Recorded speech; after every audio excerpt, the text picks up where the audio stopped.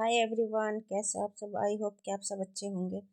आज हम करने वाले हैं यूनिट 6 में हम कर रहे थे उपन्यास, जो कि अब हम देखने वाले हैं उपन्यासों को कालक्रम से और उनके लेखकों को भी कालक्रम से देखेंगे। शुरुआत करते हैं। हमारा पहला उपन्यास है देवरानी जेठानी की कहानी उपन्यास, जो कि 1870 ईस्वी में प्रकाशित हुआ था। परीक्षा गुरु है 1882 ईस्वी। गोदान 1936।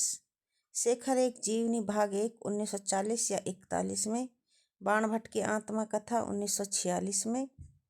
मैला आंचल 1954। झूठा सच, जो कि 2 भाग में है, 1958। दूसरा भाग 1960 में है। राग दरबारी उपन्यास है 1968 ईस्वी में प्रकाशित हुआ था। आपका बंटी 1971 में। मानस का हंस 1972। धरती धन्ना 1972 ईस्वी में प्रकाशित हुआ था। तमस 1973 और जिंदगी नामा 1979। ये हमने 13 उपन्यास देख लिए हैं। अब इनके लेखकों को कालक्रम से हम देखने वाले हैं। पंडित गौरीदत्त 1836। लाला श्रीनिवास दास का जन्म 1850 को हुआ। प्रेमचंद जी का जन्म 1880 को जन्म हुआ। यशपाल का 1903। हजारी प्रसाद द्विवेदी का जन्म 1907। अज्ञा जी का 1911। भीष्म साहनी का 1915। अमृतलाल नागर का जन्म 1916 को हुआ था। फणीश्वर नाथ रेणु जी का जन्म 1921। कृष्णा सोबती जी का जन्म 1925। श्रीलाल शुक्ल 1925। जगदीश चंद्र का 1930 और मनु भंडारी का जन्म 1931। ये हमारे टोटल 13 उपन्यास थे और 13 उपन्यासों के लेखक थे। अब हम देखने वाले हैं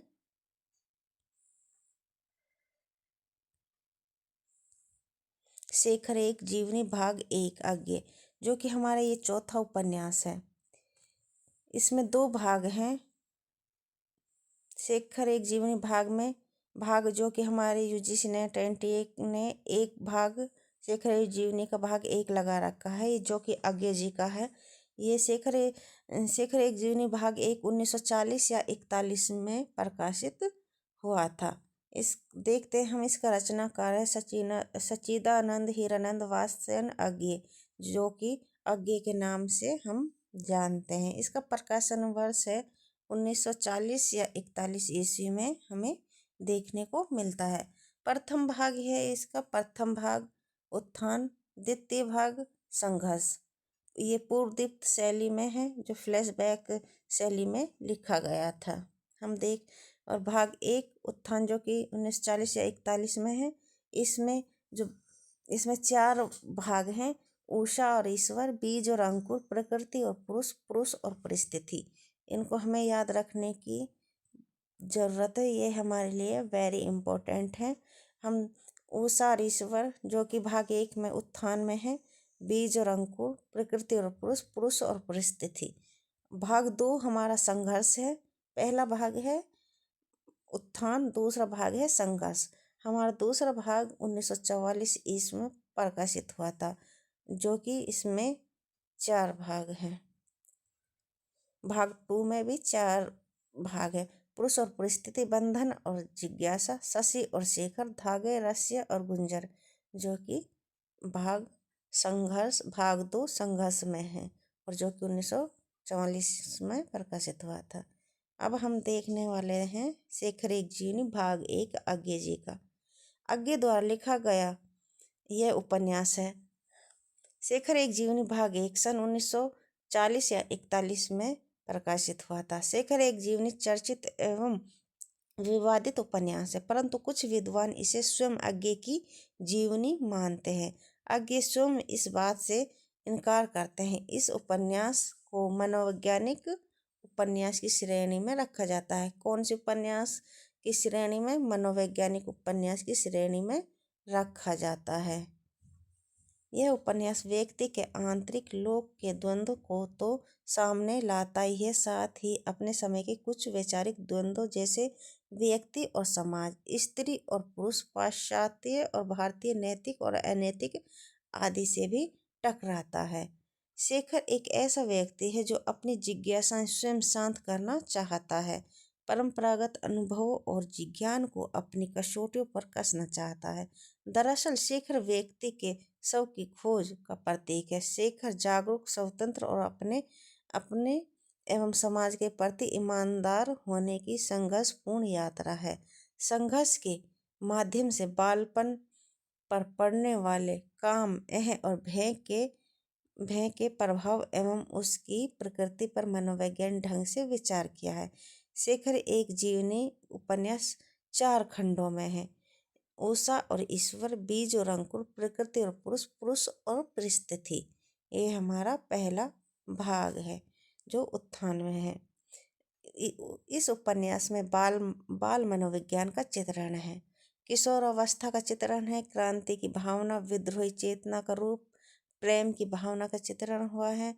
इस उपन्यास को पूर्व दीप्ति शैली में लिखा गया है। शेखर एक जीवनी को प्रकाशमान पुच्छल तारा नाम से भी जाना जाता है और इसे पुच्छल तारा कहकर भी चिढ़ाया गया है या इसकी पुच्छल तारा कहकर इसकी प्रशंसा की है। इसके मुख्य पात्र हैं पुरुष पात्र। शेखर नायक है, बंधन मुक्त रहना चाहता है। इसके माध्यम से बालपन पर पड़ने वाले काम, एह और भय का चित्रण किया गया। हरिदत्त शेखर के पिता जो अनुशासन प्रिय थे। स्त्री पात्र है सरस्वती, शेखर की बहन जो उसकी प्रेरक मूर्ति और गुरु भी है। ये कई बार क्वेश्चन पूछा गया है कि शेखर की प्रेरक मूर्ति और गुरु कौन है? सरस्वती जो इसकी बहन है। शारदा मद्रासी परिवार की लड़की जिसके प्रति शेखर आकर्षित रहता है। ये स्वभाव से चंचल तथा स्पष्टवादी है। शशि उपन्यास की नायिका है तथा शेखर की मौसेरी बहन जिसके प्रति शेखर आकर्षित है। शांति 18-19 वर्ष की तपेदिक से पीड़ित लड़की है। कौन है? शांति। और ये कितने वर्ष की है? 18 या 19 वर्ष की। अब हम देखते हैं इसके गौण पात्र। गौण पात्र में शेखर की माँ मणिका, कुमार, प्रतिभा, ईश्वरदत्त, प्रभुदत्त, रविदत्त और चंद्र, ये इसके गौण पात्र हैं।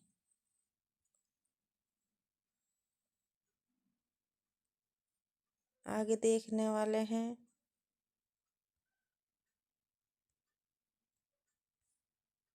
विशेष, इसकी विशेषताएं। यह उपन्यास फ्लैशबैक अर्थात पूर्व दीप्ति शैली में लिखा गया है। उपन्यास में अज्ञे ने उस समय की राजनीतिक गतिविधियों और स्वतंत्रता एवं क्रांति की विचारधारा को व्यक्त किया गया है। ये इसकी विशेषताएं हैं। आगे देखते हैं। इस उपन्यास में रोमारोला के जो क्रिस्टोक का प्रभाव है। किसका है? रोमारोला का है और जो क्रिस्टोक का प्रभाव है। हिंदी का प्रमुख मनोवैज्ञानिक उपन्यास है। कौन है?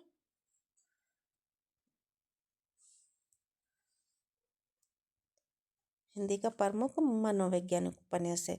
बिंबों और प्रतीकों का प्रयोग मिलता है। क्या मिलता है? बिंबों और प्रतीकों का प्रयोग मिलता है। अब हम देखने वाले हैं कथासार। इस उपन्यास में शेखर के विद्रोही व्यक्तित्व एवं बौद्धिक संघर्ष का चित्रण पूर्व दीप्ति शैली में हुआ है। उपन्यास का आरंभ शेखर को फांसी की सजा से ठीक पहले की रात जेल में उसके द्वारा अपने जीवन के पूर्व घटित घटनाओं को याद करने से होता है। वह सबसे पहले शशि को याद करता है। फिर शैशव अवस्था में जब वह 8 वर्ष का था। कितने वर्ष का था? जब वह 8 वर्ष का था, बहन सरस्वती की याद आती थी। इसके बाद वो शारदा को याद करता है। फिर उसे माँ पिता के प्रति धिक्कार की भावना जागने वाली घटना याद आती है। पहला खंड है शेखर अपनी विद्रोही प्रवृत्ति के कारण स्कूल नहीं जाता, शिक्षकों को परेशान करता है, छोटी उम्र में अकेलेपन का अनुभव करता है, ईश्वर को वो नहीं मानता है, अपनी बहन सरस्वती से आकर्षण का अनुभव करता है और उसे अपनी गुरु भी मानता है। दूसरा खंड विदेश के प्रति उसका मन घृणा के भाव से भर जाता है। वह गांधी जी को अपना आदर्श मानता है। किसको मानता है अपना आदर्श? गांधी जी को। अपना भाव प्रकट करने के लिए राष्ट्रीय नाटक लिखता है। अपने भाव प्रकट करने के लिए राष्ट्रीय नाटक लिखता है। तीसरा खंड है नास्तिक शेखर अपनी बहन सरस्वती को अपना प्रेरक गुरु मानता है। उसी समय जब वह दक्षिण में रहता है उसके जीवन में शारदा का प्रवेश हो जाता है जो शेखर को अपनी ओर आकर्षित कर लेती है। इसके बाद शेखर मैट्रिक की परीक्षा देने लाहौर जाता है। मैट्रिक परीक्षा देने कहाँ जाता है? लाहौर, जहाँ उसे शशि मिलती है। जब वहाँ से लौटता है तो शारदा और उसका परिवार जा चुका होता है। इसी खंड में शेखर को स्त्री पुरुष के संबंधों के बारे में ज्ञान होता है। कौन से खंड में होता है? तीसरे खंड में। अब हम देखने वाले हैं चौथा खंड। चौथा खंड में मद्रास में शेखर द्वारा कॉलेज में बिताए दिनों का वर्णन है, जहां उसकी उम्र 15 वर्ष ही की रहती है। मद्रास में वह कुमार नामक लड़के से मिलता है। उसमें समाज सेवा की भावना भरने लगती है। मद्रास में वह किससे मिलता है? कुमार नामक लड़के से।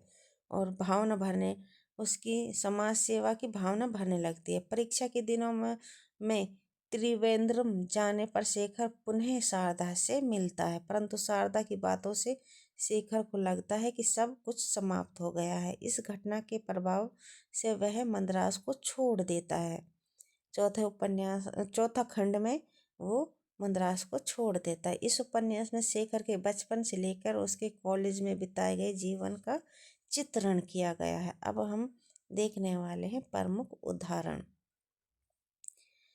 वेदना में एक शक्ति है जो दृष्टि देती है, जो यातना में है वह दृष्टा हो सकता है। क्रांतिकारी अंततोगतवा एक प्रकार के नियतवादी होते हैं, लेकिन यह नियतवाद उन्हें अक्षम और निकम्मा बनाने वाला कोरा भाग्यवाद नहीं होता है। वह उन्हें अधिक निर्मम होकर कार्य करने की प्रेरणा देता है। वह वहाँ बैठा स्वप्न देखा करता है और शशि स्वयं चित्र की तरह ना आकर उसे आलोकित करने वाले प्रकाश की तरह आती है। विचार ना होकर अनुभूति रहती है। ये हमारे उदाहरण है। और आगे देखते हैं। अच्छा होता कि मैं कुत्ता होता, चूहा होता, दुर्गंध में कीड़ा कृमि होता, बनी शब्द इसके कि मैं वैसा आदमी होता जिसका विश्वास नहीं है। मुझे विश्वास है कि विद्रोही बनते नहीं उत्पन्न होते हैं। विद्रोह बुद्धि परिस्थितियों से संघर्ष की सामर्थ्य से जीवन की क्रियाओं से परिस्थितियों के घात प्रतिघात से नहीं निर्मित होती है। वह आत्मा का कृत्रिम परिवेष्टन नहीं है, उसका अभिन्नतम अंग है। विद्रोही हृदय की एक विशेषता है कि वह अपने विकास में फैलते हुए न्यूनतम विचारों को अपनाकर भी विद्रोही रह जाता है, क्योंकि वह अपने काल के अग्रणी लोगों से भी आगे ही रहता है। इसलिए तो प्रतिक्रियावादी जर्मनी में उत्पन्न होकर और पलकर भी आइंस्टाइन विद्रोही है, और संसार की सबसे विराट, सबसे अधिक अग्नि घोरतम युग प्रवेशक रूसी क्रांति की गोद में पलकर भी स्टेलिन विद्रोही नहीं हो पाया है। झूठन बीनने वाला ही रह गया है। विद्रोही अंत है, नित्य है, क्योंकि उसके उपकरणों में प्रेम के बाद सबसे बड़ा और सबसे अमोघ अस्त्र है। यह बौद्धिक घृणा है। यातना भी एक उच्च कोटि का है और बहुत पवित्र अस्त्र है। जहाँ प्रेम जितना उग्र होता है वहाँ वैसी ही तीखी घृणा भी होती है। क्रूरता में केवल यातना दी नहीं जाती, स्वयं पाई जाती है। और स्नेह में स्नेही अपने को ही नहीं भूलता, स्नेह के पात्र को भी भूल जाता है। वासना नश्वर है, मुरझा जाती है, और तब प्रेम तंतु ही जीवन की स्थिरता बनाए रखता है। या शायद इससे उल्टा कह रहे हैं, जब प्रेम मर जाता है तब वासना उसके शव को उठाए उठाए फिरती है और उससे अपने को धोखे में छिपाना चाहती है। मानव के लिए झूठ, छल और मक्कारी अत्यंत सहज है, क्योंकि ईश्वर ने मानव को अपना प्रतिरूप बनाया है और ईश्वर हमारे ज्ञान को सबसे बड़ा झूठा और छलिया और मक्कार है। बहुत गहरी चोट का एकमात्र मरहम होता है चोट पहुंचाने वाले की अपेक्षा दृष्टि दया तो उसके घावों को खरोंचकर खोल देती है। जीवन की गहनतम घटनाएं किसी अनजान क्षण में ही हो जाती है। घोर पीड़ा का उद्भव सदा ही रहस्यपूर्ण होता है। इसकी अनुभूति स्पष्ट होती है, किंतु उसका अंकुर कब कहाँ कैसे फूटा यह पता नहीं चलता, क्योंकि इसके लिए हम उस समय चौकन्ने नहीं होते। कहते हैं कि मानव अपने बंधन आप बनाता है, पर जो बंधन उत्पत्ति के समय से ही उसके पैरों में पड़े होते हैं और जिनके काटने भर में अनेक के जीवन बीत जाते हैं, उनका उत्तरदायी कौन है?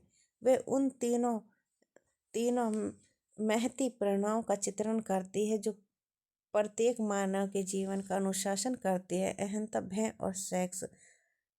डर के बिना समाज का अस्तित्व नहीं ठहर सकता। जो नियमों से नहीं चलता किंतु नियमों की मूल प्रेरणा को समझकर अपना नियम स्वयं बनाते हैं, जीवन तो उन्हीं का है।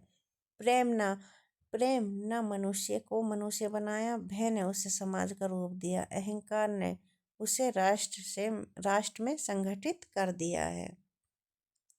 आगे देखते हैं। संसार का आदर्श व्यक्ति नहीं है, एक टाइप है, और संसार चाहता है कि सर्वप्रथम अवसर पर ही प्रत्येक व्यक्ति को ठोक पीट कर उसका व्यक्तित्व कुचलकर उसे उस टाइप में सम्मिलित कर लिया जाए, उसे मूल रचना न रहने देकर एक प्रतिलिपि मात्र बना दिया जाए। शेखर ने देखा उसके संसार के अलावा एक और संसार है जिसमें पक्षी रहते, जिसमें स्वच्छंदता है, जिसमें विश्वास है, जिसमें स्नेह है, जिसमें सोचने की या खेलने की अबाध स्वतंत्रता है, जिसका एकमात्र नियम है वही हो ओ जो कि तुम हो, और वह संसार उसके लिए एक स्वर्ग है, एक अत्यंत वंचित सौपन हो गया। उसकी कुल यातनाओं से उन्मुक्ति का द्वार उसके अकेलेपन पर उसका सहारा है। आगे देखते हैं। वहाँ केवल दयनीय संपूर्ण वास्तव वहाँ माता पिता अपने बच्चों को बोध कराते हैं, अवज्ञा के लिए नहीं, स्वीकृति के लिए झुकना सिखाते हैं, अभिमान से नहीं, वास्तव भाव से। आत्माएं इस संबंध में इस तरह जकड़ी गई है कि वे स्वयं नहीं जानते वे किस श्रृंखला में बंधे हैं, और स्वयं उसकी कड़ियों पक्की करने में सहायक होते हैं। आगे देखते हैं। लोहा या सोना भी एक चोट से नहीं बनता, उस पर कई चोटें होती हैं। चोट चोट पर चोट। वैसे ही शिक्षण है, एक या दो चोट में नहीं हो जाता। असंख्य चोटें होती हैं किंतु उनमें इतना विभेद नहीं होता। वे एक ही चोट की पुनरावृत्ति मात्र होती हैं। इसलिए नहीं डरते कि मरना बहुत खराब होता है, इसलिए डरते हैं कि जीना अच्छा लगता है। सरस्वती का कथन है ये शेखर से। हम लोग काल का मापन निष्प्राण घड़ियों से करते हैं। कितने मूर्ख हैं हम। क्षण में ही जो युग युग बीत जाते हैं और युगों तक जो क्षण वैसा ही बना रहता है, उसका अनुभव से मापने की सामर्थ्य क्या घड़ियों में है। आगे देखते हैं। उसकी इस अवर्णीय सुंदरता, विशेषहीन रात्रिता ने यह प्रमाणित कर दिया है कि ईश्वर नहीं है, क्योंकि भूख और लड़ाई बनाने वालों कौन सा ऐसा ईश्वर हो सकता है जो इतनी सुंदरता बना सके। लेकिन ये कहना तो वही हुआ कि ईश्वर वही है जिसके बारे में हम निश्चयपूर्वक कह सकें, वह नहीं। उसने देखा, समझ लिया कि कोई किसी का नहीं है, यानी इतना नहीं है कि उसका स्वामी, निर्देशक, भाग्य, विधायक बन सके। कोई ऐसा नहीं है कि जिस पर निर्भर किया जा सके, जिस प्रत्येक बात में पूर्ण अचूक माना जा सके। यदि किसी का कोई है तो उसकी अपनी बुद्धि। मनुष्य को उसी के सहारे चलना है, उसी के सहारे जीना है। ऐसे स्थान अवश्य हैं जहाँ बुद्धि जवाब दी जाती है, लेकिन इसमें वह ईमानदारी है जो बात नहीं जानती वहाँ पर चुप रहती है, गलत उत्तर नहीं देती। स्कूलों में टाई बनते हैं वह बना व्यक्ति, और जब कोई आहत होकर शक्की होता है तो संसार में शक से मुक्त कुछ नहीं रह जाता। आगे देखने वाले हैं। ये सब शेखर और उसके पिता से कथन है। आगे देखते हैं हम। जीवन व चित्री का दूसरा नाम है। जिनके जीवन एक रूपता से बोझ से कुचले जाकर नष्ट हो गए हैं, उनके जीवन में भी इतनी घटनाएं हुए होंगी कि एक सुंदर उपन्यास बन सके। यदि प्रत्येक व्यक्ति अपने जीवन लिखने लगे तो संसार में सुंदर पुस्तकों की कमी ना रहे, लेकिन तब जब हरेक को लिखना आता हो। ये हमारे कथन है।